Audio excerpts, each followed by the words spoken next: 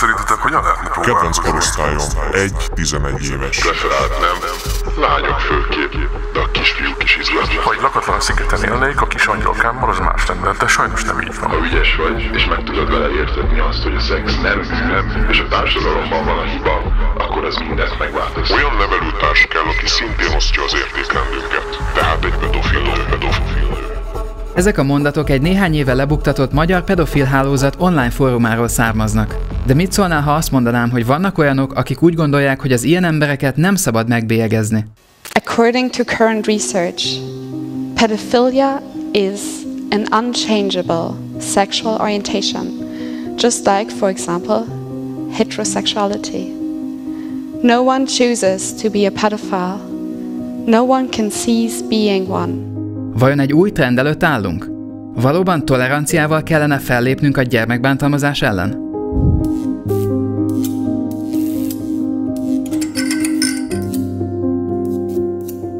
A pedofília végig kísérte a történelmünket. A görög-római kultúrkörben például bevett gyakorlat volt a pederasztia, vagyis a férfiak és a náluk jóval fiatalabb fiúk közötti szexuális kapcsolat. Commodus római császárnak így 300 női ágyasa mellett 300 fiatal fiú ágyasa is volt. A következő évszázadokról keveset tudunk, de azt például igen, hogy New Yorkban 1790 és 1876 között a nemi erőszak áldozatainak több mint 1/3 kiskorú volt.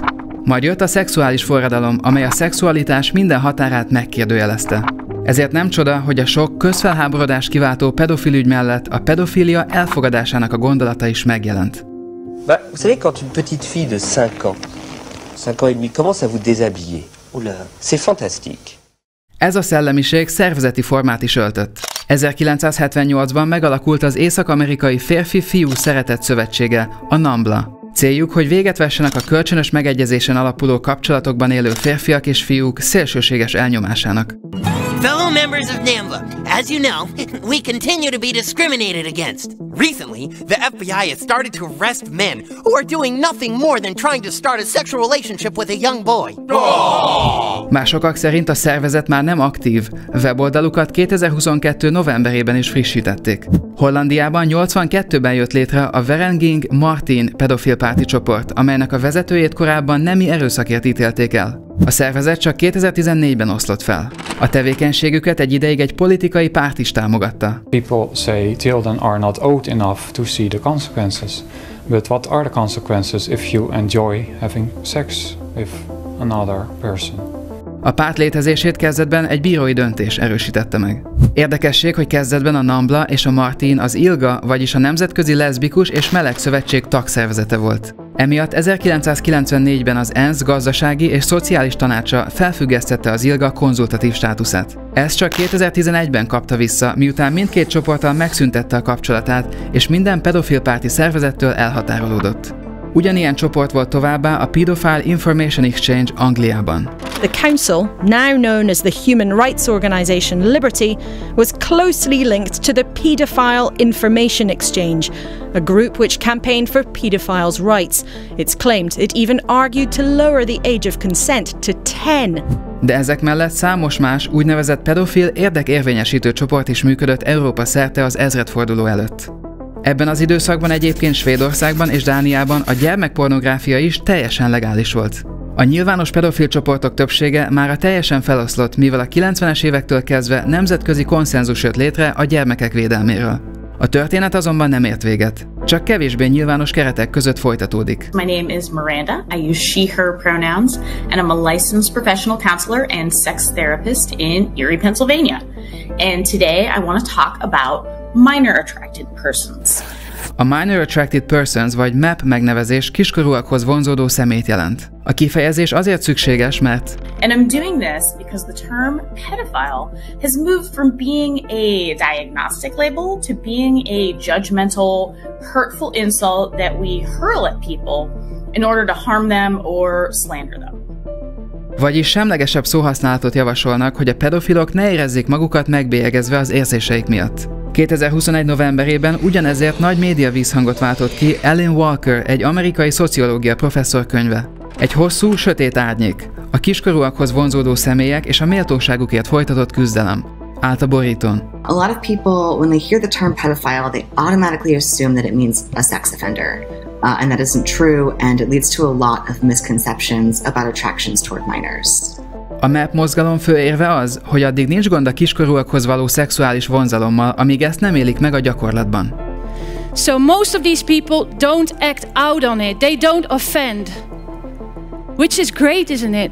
It's like telling me, we know that you love your boyfriend and we don't minimize that love. However, you cannot act out on it, ever.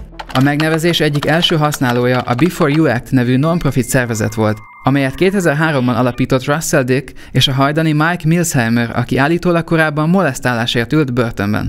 A szervezet önmeghatározása szerint a kiskorúakhoz szexuálisan vonzódó személyeknek nyújt segítséget. Az általuk javasolt megoldás viszont megkérdőjelezhető. Letölthető pamflettjükben affirmatív, azaz megerősítő pszichoterápiát javasolnak, amely a pedofilokat arra bíztatja, hogy ne éljék meg, de fogadják el a kiskorúakhoz való vonzalmukat. Ez szerint a pedofil hajlam csak egy újabb szexuális orientáció, ahogy ezt egy német pedofilokat segítő alapítvány vezetője is elmondta. So, are you saying that pedophilia is a sexual orientation? Exactly. We have a lot of sexual minorities, and this is all part of this huge variety. So nobody chooses this. And as long as he not would act out, it would be very, very inhuman to judge such a person. Egy másik jelentős alapítvány a Prosthesia Foundation, amely gyermekvédelmi szervezetnek mondja magát. Náluk is furcsa dolgokat találhatunk. Our society's dominant approach to child protection is sex negative, promoting ideas like abstinence-only sex education, and pornography being a public health crisis. This does more harm to children than good. Célkitűzéseik között szerepel a prostitúció törvényességének a megőrzése, a tínédzserek közötti szexuális tartalmú üzenetek küldésének a dekriminalizációja, illetve a kink, vagyis a nem szokványos szexuális viselkedésformák tudatosságának a növelése is. Az egyik projektjükben gyermekeket ábrázoló szexbabákat terveznek gyártani, hogy a pedofilok azokkal élhessék meg a vágyaikat. Ezek után mi garantálja, hogy az érzések destigmatizációja nem vezet a cselekedetek destigmatizációjához? We should accept that pedophilia is a sexual preference, a thought, a feeling, and not an act.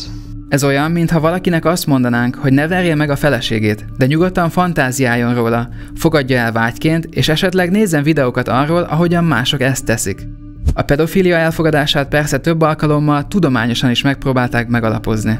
Alfred Kinsey, a szexuális forradalom atya volt az az amerikai szexológus, aki azt állította, hogy a gyermekek gyakorlatilag születésüktől kezdve szexuális lények. Hogy ezt bebizonyítsa, pubertáskor előtti kiskorúak és csecsemők szexuális viselkedését vizsgálta. I venture to suggest that what we are putting into our books on sex education today is based almost fully upon philosophic guess.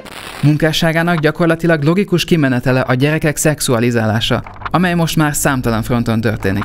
Sok országban még mindig legális a mesterséges vagy a valódi gyermekpornográfia. De egyre többször engednek drag queeneket gyerekek közelébe, és számos szervezettel együtt már a WHO is az úgynevezett átfogó szexuális felvilágosítást népszerűsíti. Ebben azt javasolják, hogy a gyerekeket már egészen fiatalkortól szembesíteni kell az önkielégítéssel, a szexuális orientációkkal és a pornográfiával. A pedofilok számára ez mind csak olaj a tűzre. Lehet, hogy bizonyos dolgok helyesen viselik a stigmát. Ilyen a pedofília. Úgyhogy inkább ne induljunk el a lejtőn. Köszönjük, hogy megnézted ezt a videót! Kövesd az Axioma tartalmait YouTube, Facebook, Instagram, Twitter és TikTok csatornáinkon, vagy látogass el honlapunkra, az axioma.hu-ra, ahol a hírlevelünkre is feliratkozhatsz.